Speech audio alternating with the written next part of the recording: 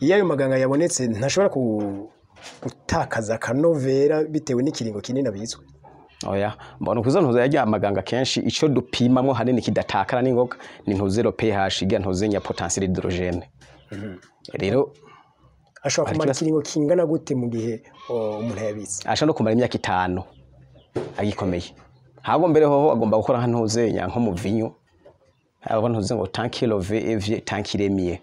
Uko amara umwanya munini donke ni nka fermentation yatarika habwo araniyongera ubukare kurusha ko yoba ari haki agishika. Si kiringo kirekire kihaca. Agakwavu kamwe mu kiringo c'ukwezi kumwe koshobora gukwiza amaritiro 10. Okay. Kuri uyu muntu yipfuza korora kubijanye mbega no kubaka uruhongore rwazo ni ikintu kizimvye ni ikintu kizimbutse bimeze gute?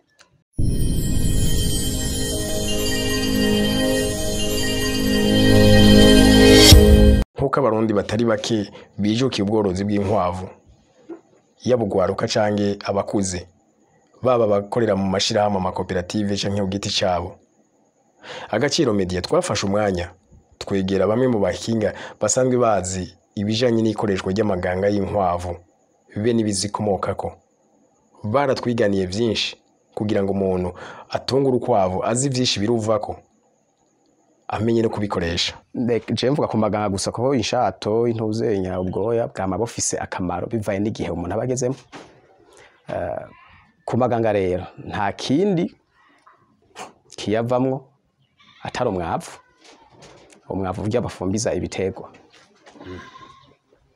Hama ikigira kabiri kivamo ntuze mu maganga y'inkwavu nyene ni umuti utwa ntuzenya biopesticide bakoresha mu gupompa ubukoko bonona imirima.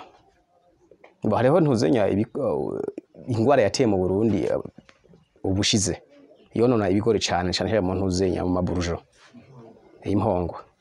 No kuvuga ujojo trejeyo amama y'amaganga y'intuze y'ukwavu waba wayahingwe cyangwa utayahingwe ko hariho ntuzenya ivyo kuyahingura kugira ngo agire akanovera karushirijeho.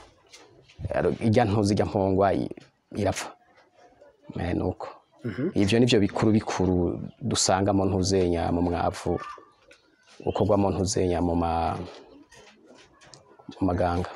Ego mugabo sinogiye ntakubaje kino kintu nubwo ubworozi bw'urukwavu mengo burashari mu ntango uyu munsi hari benshi bafite ayo maganga y'inkwavu.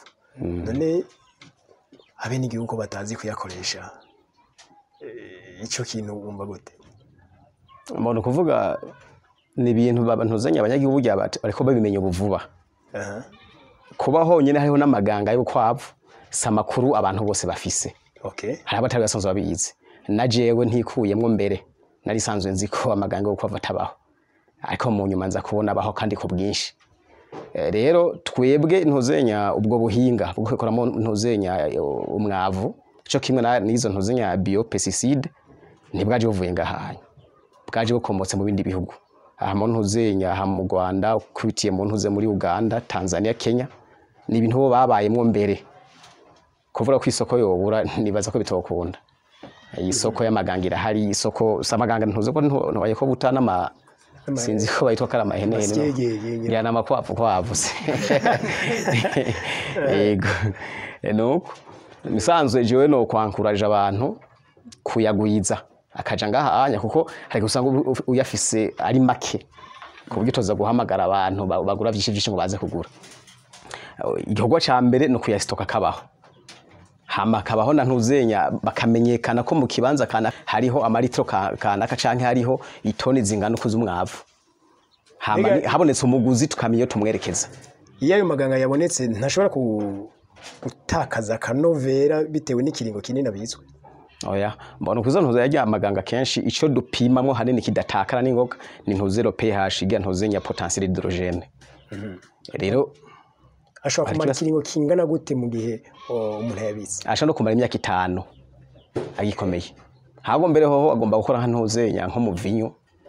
Abo ntuze ngo tankilo VEV tankiremiye. Uko amara umwanya munini donke ni nka fermentation yatarika habwo araniyongera ubukare kurusha ko yoba ari haki agishika. Si kiringo kirekire kihaca. Agakwavu kamwe mu kiringo c'ukwezi kumwe koshobora gukwiza amaritiro 10. Ayamba ku giciro c'intuzenya ciritiro rimwe tugiye mu by'agaciro k'amafaranga uhura usanga kidahurijwe ko ku muntu cyangwa uwundi. Uyu ni umwe mu nararibonye mu bworozi bw'inkwavu, aho benshi banamutazira akazina Engene Millionaire Gakwavu. Aradusigurira impamvu umuntu wari wese yokwiyumvira gushira umutahe mu bworozi bw'inkwavu, akatubwira n'ingene zunguka n'ingoga. Nkuko musanzwe mubizi nitwa Jado w'Imana, nkaba ndumwe mu bajene boroye inkwavu mu buryo bwa kijambere babigize umwuga. Yego Jado, uyu munsi usa n'umaze kumenyekana nk'umuhinga ku bijanye n'urukwavu, aho mbere ngira ngo banagutaze n'akazina ka Urukwavu nyene. Kubera ko uyu munsi uriko urazunguruka mu gihugu cyane cyane muri iki gisata cy'inkwavu. Yego murakoze cyane. Igituma ndiko ndazunguruka ku bijanye n'ubu bworozi bw'urukwavu nuko shaka gusangiza amabanga menshi nasanze mu rukwavu, ndayasangiza urundi rwaruka rushaka kubitangura. Wowe nk'umuhinga urabona ko ari ikintu coroshe ko abantu bacakira, kuko nibaza ko uracyari ubworozi bushasha. Yego kubitahura n'ubu barahaye babitahura, kuko no ngaha turinze tugire no mu karo ubworozi buhaye bumenyekana, bahaye bamenya amabanga ari mu rukwavu. Rero ubwanje hanini mbona yuko bariko baratahura n'akamaro kabyo.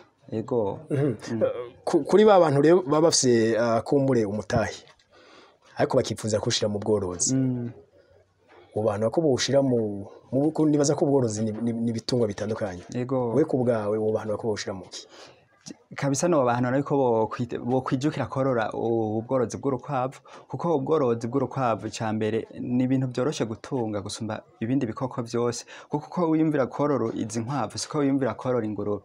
Ingurube zitwara uburyo, zitwara umutahe, siko kwiyumvira korora inka. Kwiyumvira kubaka iraro ry'inka biragoye kandi bisaba uburyo bwinshi. Rero no bahimiriza kwijukira nka kurya se Barundi yamaduhimiriza korora inkwavu. No bahimiriza korora inkwavu ko zitanga umusaruro n'ingoga. Nk'ubu urabona isobufa ko ihaye abo banwanyi inkwavu zishika 34,